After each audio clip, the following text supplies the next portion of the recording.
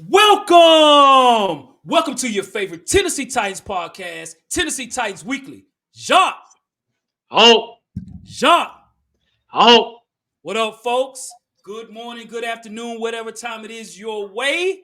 What's up, folks? We hope yes, your day is sir. going well. We know it's an Arctic freeze throughout the United States, and hopefully the things we talk about today will warm up the weather a little bit. Jacques, Oh, it's gonna make it toasty. That's what's gonna happen with this conversation. This yes, conversation is gonna it's gonna heat up a lot of people when we get to yep, discussing these two people, man. So that's you know right. how we do, man. That's right, man. And for those who don't know, man, again, we live here in Nashville. I mean, pretty much everybody I roll with are Titans fans. You got a few Cowboy fans, fans from other teams, man. But when we Titan fans get together, man, we have unbelievable dialogue about the Titans. And at times we have major debates that we hang on to forever. Even if we're proven wrong, we still kind of spin it away. But the one conversation we've been having, Jacques, is about AJ Brown and now DeAndre Hopkins. So what I want to do, man, I want to bring in a special guest that we have here, man. He's been a Titans fan since day one. Nashville, Tennessee, born and raised. That boy, BretMavv. What's up, bro? Let's go. Great. What's up, fellas? What up, Brett? What's up, man? What's up? Oh shoot. Yeah, man. So yeah, we want to give BretMavv a shout out, man. Hey, are you still doing your watch dad thing, bro? I do every so often, so y'all can catch me on at Watch Dad on IG and on Twitter. It's some silly parenting stuff. We'll probably have a little sports talk coming at you with me and my son. He's at Roman's Journey on IG, so he's been begging me, like he's been talking about free agency and all kind of stuff. He's only 7 years old, y'all, so he kind of want to get in the sports talk game too. So we'll Yes, see. We'll see what's up. We got something cooking for y'all. yes, sir. We'll put the Nice. information in the bio and our link on this video so you all can go check that out. Subscribe today if you have not subscribed. Subscribe right now. If you don't, shame on you for sure. Yep. For sure. So, Most definitely. yep. So yeah. So BretMavv and I and Jacques, man, we've been talking a lot about AJ Brown and D Hop, man, and I think we got some interesting conversation about that, Jacques. hmm Oh yeah, buddy. Yep. Yes, we do.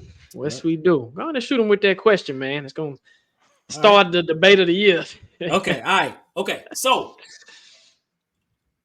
BretMavv has been talking a lot about D Hop. We all have. We really like D Hop a lot. I mean, D Hop is that dude, right? I hope we bring him back next year and everything.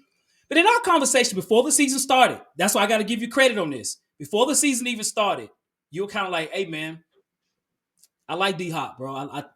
AJ Brown, I get it, and things like that." So, what'd you say? Huh? Would you say that again? AJ Brown, I don't know, dog. Like, I'm kind of happy that we got D Hop over AJ Brown. I was like, bro. So all season long, we've been checking on like stats, games, things like that. If D Hop had a great game, of course, I get a text. AJ Brown have a good game. I'm sitting there going back and forth with this. I was like, man, we got to talk about this on the show because I don't see anybody talking about this as far as even comparing the two. Now, when you look at it, as far as AJ Brown, of course, he was traded to the Philadelphia Eagles. The Eagles and the Titans shocked the world by trading the Pro Bowl receiver to the Eagles in exchange for a first and third round pick. Of course, that was Traylon Burks. Right now, that doesn't look like a good trade. Now, D Hop wasn't a part of this trade, but D Hop was the byproduct of this, right? So he sort of came after the fact of the bad trade that took place. We had to get a receiver here. D Hop was that guy. So, Brett, I'm going to ask you first. So you talk a lot about AJ Brown and D Hop. You seem to have a smile on your face when I talk about D Hop. So for 2023, this season, 2023, who was the better receiver this year for the Tennessee Titans? AJ Brown, if he would have played here, knowing what we know about AJ Brown, or D Hop from this year, bro? I already told y'all, man. Y'all gonna get me roasted on Twitter for this, but I'm gonna tell you, man. It's DeAndre Hopkins. It's number 10, and I'm gonna tell you why. First, well, let me back up a little bit. First, we shouldn't have made the trade. We should have. We from a pure business standpoint, at least if we're gonna make that trade, at least we need more than a bag of Funyuns and some jungle juice for AJ Brown. He's a receiver in his 20s. He hadn't even hit his prime yet. And we hadn't even seen what he could do with an actual humming offense yet, right? So we shouldn't have made the trade. I'm not here caping for the trade. I'm not here caping for John Robinson at all. Like you said, 2023 is DeAndre Hopkins. Here's why. The Titans, we already knew coming into the season that the Titans weren't going to have a good offense. The offense was going to be stale at best. right? I did when I made the prediction that DeAndre Hopkins would have a better season than AJ Brown ever had in Tennessee. I made that thinking that Ryan Tannehill was going to be a decent enough quarterback for all 17 games. He wasn't. He ended up playing horrible the first 6 games, ended up getting hurt, then getting benched. Will Levis comes in, throws 4 touchdowns, get DeAndre Hopkins his first 3 in one game, and he balls out, right? He was unguardable against Indy with Ryan Tannehill. But that game against Atlanta, he was the difference maker. Like without DeAndre Hopkins, we don't win that game. And so I say DeAndre Hopkins for several reasons. One, for the money. We talk about the money, but even if before you even get into the contract differences between the two and what we would have had to pay AJ Brown to stay here, AJ Brown in his best season, right? His best season now had 70 catches, 1,075 yards, and 11 touchdowns, right? On 106 targets. Now, obviously, the targets are always going to be higher towards a DeAndre Hopkins. He's a target hog. We all know that. In order for you to get him going, you're going to have to target him over and over again. He's not the type of receiver that AJ Brown is that could take a slant 80 yards, right? DeAndre Hopkins is going to give you 10 to 12 yards on these comeback routes, and he's going to give you a 50-50 ball in the red zone every so often. That's the kind of receiver he is. 75 receptions, right? And 1,057 yards. Now, there is an asterisk next to AJ Brown's 2020 season. He didn't play all of the games. But I would argue, since DeAndre Hopkins had to play with Ryan Tannehill for the first 6 games of the season, he didn't play all of the games, right? Like if you think about whether or not if he would have had a capable quarterback in those first 6 or so games, Will Levis would have struggled the first few games, obviously. I mean, he struggled throughout the season because he's a rookie. But if you have capable quarterback play, you have to think that DeAndre at least puts up 1,100 yards. And he gives you another, 40-something yards over the course of those first 6 games, right? So that's one. The stats is one. Now we look at the contract. The contract that AJ would have, they rumored to say that he would have stayed here for 20 mil a year. I don't know. I don't know if that's true or not. But the 2-year contract that DeAndre Hopkins signed, and we're not even talking about guarantee, right? We're talking about the max contract that he would have had here for 2 years would have been worth what we would have probably had to pay AJ Brown in one season to stay with the Titans. So if you look at the numbers and what we would have been able to do with an AJ Brown, we're not going to be able to maximize AJ Brown. Like a talent like AJ Brown's never going to be maximized, particularly in the struggling offense that we had last year. I mean, we could have had Randy Moss in his prime last year with that offensive line. He would have only probably put up 1,000 yards, right? Like we're never going to be able to maximize an AJ Brown. So you end up having to go with a more budget-friendly contract in a DeAndre Hopkins. He's still going to give you the same 1,000, almost 1,100 yards that AJ Brown would give you at his peak in the same offense. And you can then I guess optimistically, you would think that you would be able to then spread that money around to all the other places because we had a bunch of holes on the offense and on the defense coming into 2023, right? So one last thing I will say on his stats. I'll go back to his stats real quick because I forgot to mention this. That 2020 season that AJ Brown had, that was with the 5th rated quarterback in the entire NFL. 5th, number 5, Ryan Tannehill, number 5 rated quarterback in the entire NFL to get him the best season that he ever had with the Tennessee Titans. 2, that was also, if I'm not mistaken, it was about 3,800 yards that season, is also the highest number of yards that a Tennessee Titans quarterback has ever had since they've been in Nashville. So if you give DeAndre Hopkins something like that, come on, man. Like he's probably gonna put up even better numbers than he did. It's actually a Christmas miracle that he put up 1,057 yards and 7 touchdowns that he did put up. So that's me. That's my answer, man. It's D Hop. It's number 10.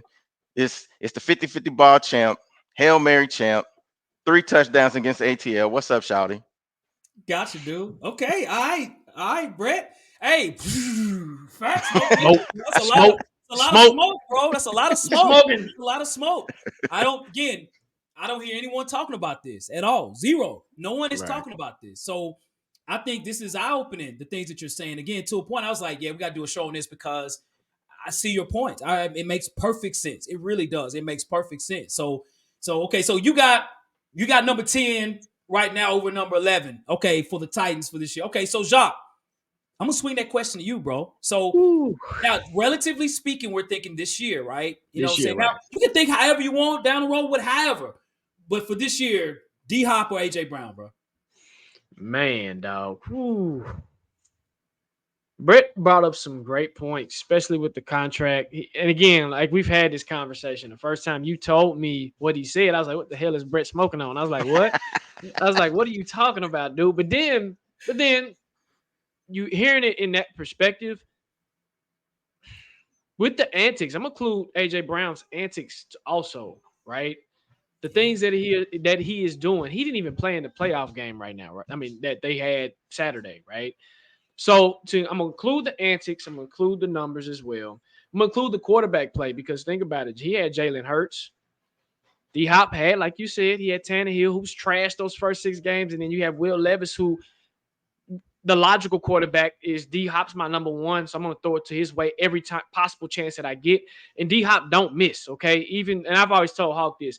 D Hop is a complete receiver. He can do contested catches. He can catch mid, high, low, right? And if you don't know what I mean by that, he can the 50-50 ball, the high point in the middle and in the low too. So we've seen him do it. AJ is a bruiser. AJ is going to give you a deep ball from time to time. AJ is going to give you some good games, but these past couple of games, he kind of went back up in. You ever seen that Homer Simpson meme when he's in the grass and he's going back in the bush like that? He kind of did that.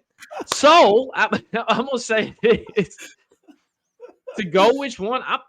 Brett. Damn, Brett. I'm gonna go with D Hop. I'm actually going to go with D Hop again. I'm gonna tell you why. Again, Yes, I'm sir. gonna tell you why contractually, right? And everything that has transpired, and again, the antics that I'm equaling in, and it's really the antics and the attitude. It's like, AJ, man, what's going on, dude? Like, I don't know. This is just, I mean, even around the contract time when he was talking to Tennessee to try to get a contract extension, it kind of blew up on Twitter. He had a blow up, and he's just acting out. And now you see it in Philly too. That's becoming a problem, right? That's becoming a stain on you where you're sitting there and you're letting your attitude and your emotions take over the logical part of your brain. Man, just go out there and play ball. So from what they both had to work with, Jalen Hurts, top 5 quarterback, right? Will Levis, he's an up and coming quarterback, but what he had to work with, he targeted D Hop, and D Hop is what, our second receiver to get 1,000 yards in a season, right behind AJ Brown, and he did it literally almost in like 3 or 4 games, if that, right? Got his incentive, so I'm gonna have to. If it's this year, I'm rolling with D Hop, man. What about you, Hawk? Okay. All right. Okay, Jacques. All right, facts, no papers, Jacques. Jacques with his share of smoke as well on the call, dude. That's okay. Boom. Okay. All right. Okay. So y'all remember that one referee during the game last year? He was like, hey, hey, hey, hey, hey, hey, hey, hey, hey, hey, hey, hey, hey, hey, hey. Right? So y'all running off with the D Hop. Cool. That's cool. All right, y'all running off with D Hop. All right. So for me, man, for 2023, I'm going Arthur Juan Brown. I'm gonna tell you why. All right. So we talk about stats. So we talk about AJ Brown's rookie year, and this year. That's relatively speaking. Those are a big if. Shout out to Roger Kipling. If, right? So let's look at this, right? This is not if, this is. Okay. So you look at this year, D Hop, 75 catches, AJ Brown, 106 catches. That's a big difference, right?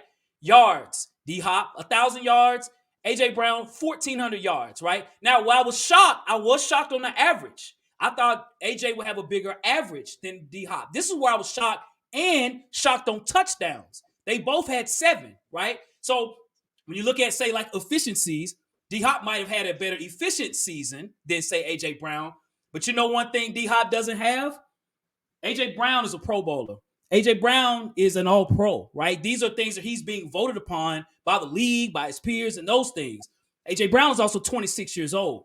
AJ Brown can also catch a pass that's a 5-yard hitch and make it a 90-yard touchdown. D Hop's getting tackled immediately. He makes the catch, he's immediately tackled. Now, there are catches D Hop makes that AJ Brown will never make, but there's plays that AJ Brown can do that DeAndre Hopkins would have never dreamed of doing. I think my stance is this. I look at the Philadelphia Eagles, who went to the Super Bowl, by the way, last year. And I look at the fact that you got Devontae Smith, you got Dallas Goedert, you got players for the Philadelphia Eagles. that can sort of dictate even AJ Brown. AJ Brown might have a game with 2 catches, right? The next day he might have 10, right? So he has a lot of competition around him. D-Hop doesn't have that. Yes, Jalen Hurts is a good quarterback, but is he a killer? No. I still think that remains to be seen. Is he better than this year, say, Will Evans and Ryan Tannehill? Yes. But D-Hop was the only receiver out there. So how come D-Hop just had 75 catches? If you take A.J. Brown in this offense, I think A.J. Brown would have had a better offense this year than D-Hop just on that alone, if he was the only receiver out there. So D-Hop, to me, when I look at D-Hop, it's like, okay, this year alone, when I look at 7 touchdowns that he had, right? 2 or 3 of those came in like one game. So it wasn't where he was efficient all season. He had 5 or 6 games with no touchdown. For a while, I was like, is he going to score a touchdown? Is he? I didn't know, right? And finally he did, right? So I look at the fact that D-Hop had no competition. A.J. Brown had a lot of competition, and the Eagles made it to the playoffs. We didn't. And a big reason they made the playoffs is because of A.J. Brown. A.J. Brown didn't play against Tampa Bay, and Tampa Bay beat the snot out of him, right? If you put D-Hop in that spot, does that make a bigger difference? I don't think so. Not this year's D-Hop, not 31-year-old D-Hop. Now, I'm a humongous D-Hop fan. I'm not taking nothing away from him. But in comparison for this year, I think AJ is a better player. It could have been a better player for the Titans. Even if you swapped them, I think, D-Hop with the Eagles wouldn't have made of a difference as compared to, say, A.J. Brown. A.J. Brown, again, is a Pro Bowler. He's an all-pro. D-Hop didn't get that. He didn't get hit. 75 catches. It's decent. A.J. Brown had over 100 catches 2 years in a row. And you think this down the road, even just say beyond this year, I know we're talking about this year, but if you look at beyond, he's 26 years old. Though his contract, let's look at his contract real quick. So his contract, I get the 4-year, $100 million. Like, God dang, A.J. Brown, that's huge, right? That's in 2 years, 26. That's half. That's half, right? But this guy's young. D-Hop might not even be here next year. So you only had D-Hop for 1 year, essentially, right? A.J. Brown could be there 3 to 4 years. I know his antics, but man, he's a hell of a ball player when he's healthy on the field. And he was healthy all season long. So I think it's a great comparison. I think the contract, to your point, is what's really helping D-Hop in this argument. But player for player, give me Arthur Brown all day over D-Hop. I'll take both of them at the same team. Man. Yeah, for sure, man, for sure. Hey, Philly, they trying to run AJ out of there, man. Listen, I'm no fool now. If he comes available, Rand needs to pick up the phone. Really, you know what I'm saying? Exactly. He really does. Rand needs to get the cooking. Like, hey, man, hey, AJ, Arthur Warren, hey, bro, hey, holla at me, bro. I'm here because, hey, this ain't Philadelphia, Mississippi. This is Philadelphia, Pennsylvania. He's at, right? Yep. He'd be closer to home, back down south. He loved it here, bro. He know he did, man. Yep. Him and Kevin Byard both were like, bro, I'm not in the off season. I'm not going to Pennsylvania at all. Mm-hmm. I'm staying down south to rest, get my mind right. Because they toxic in Philly. Mm-hmm. It's hell. Yep, for real. Would you all want to? So you talk about AJ Brown, Jacques. Would you want AJ Brown to come back to Tennessee if that was a possibility? Yeah. If man, of course, like Brett said, I'm not going to say no, don't bring him back. Of course, if he wants to come back home, if he wants to come back and do his thing, yeah, most definitely. Again, I don't know what the antics is with him. I know it's receivers. They want the ball every chance that they get. Yeah. But yeah, of course. I think he bit too. He just bit the apple too much, man. And I think that Philadelphia crowd is kicking his butt right now, and just with everything's transpiring. Yeah, so if you want to come on home. Yeah, for sure. And Jacques, and so that's a great answer. So Brad, I'm gonna swing this question to you too, as far as the antics in Philly that Jacques brought up. So when we look at Philadelphia and the antics that AJ Brown did, do you think AJ Brown's antics was a big distraction as to why the Philadelphia Eagles didn't win against Tampa, or just in general how they went 1-6 over the last 7 games? Yeah, I mean, I'm sure it has something to do with it. I also think that Nick Sirianni, he's a front running coach to me too. Like he, similarly to a Mike Vrabel. So their message, like that cocky, you know what I'm saying? Like, I know everything. I'm the smartest person in the room. That stuff works when you're winning, but when you losing, it's real hard to get your players and the media and like all of those distractions. So I think that AJ Brown probably had a little bit to do with it, but I also think it's just that culture that they had, and it's the same thing that you were talking about, like. The culture that they have is real fun. Like he told Kevin Byard, we win up here. You know what I'm saying? Mm-hmm. And it's cool when you're winning, but that same attitude when y'all ain't winning no more, it's tough. You know what I'm saying? It's tough. And that's what makes people start to beef. You know, That's you right. start to get factions within the locker room. People start beefing. So yeah, I think I don't know if it was a percentage wise, it's probably about 25% of the reason why they started losing. And that's Yeah. part of the reason. One of the things. That's one of the unspoken things about DeAndre too. I actually think that DeAndre is a big reason why Will Levis had the season that he had. Yep. You know what I'm saying? And I'm Yeah. not sure that AJ Brown is going to be able to do that same thing for Will Levis. He might even mess up his confidence a little bit. Like, bro, give me the ball, give me the. You Yep. know what I'm saying? I mean, it's just a different way of approaching the relationship between the quarterback and the receiver. That's true. That's That's a true. hell That's of a true. point. That's a good point. That's a good point. I do think those antics, with AJ Brown in Philadelphia, and we all talked about this when they signed him. We was like, this is the absolute worst place that AJ Brown could be at, based Right. on how he is as a player. The things he's doing now, he did here in Tennessee, but I think it's worse. I think he's doing more in Philly, actually. But then one thing that could happen in Philly versus Nashville is times 10 in Philadelphia.